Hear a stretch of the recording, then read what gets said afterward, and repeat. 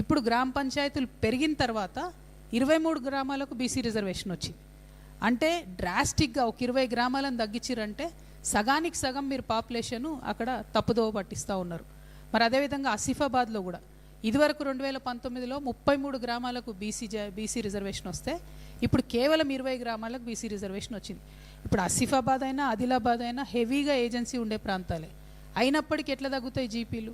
మీరు కులగన్న వేసిండ్రు ప్రత్యేకించి, ఎట్లా తగ్గుతుంది?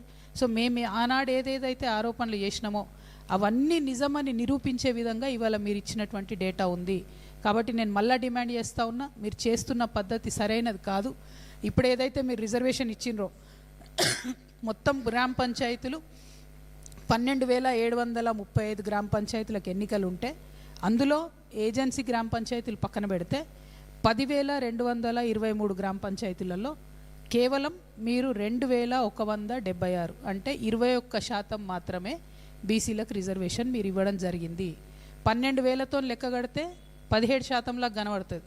కానీ వాస్తవంగా ఏజెన్సీ ఉన్న ప్రాంతాలను మనం ప్రస్తుతం డిస్టర్బ్ చేయలేం కాబట్టి 10,223కు లెక్క కడితే 21.29% మాత్రమే ఇప్పుడు కాంగ్రెస్ ప్రభుత్వం ఇచ్చిన బీసీ రిజర్వేషన్. యాక్చువల్గా రావాల్సింది దీనికి డబుల్.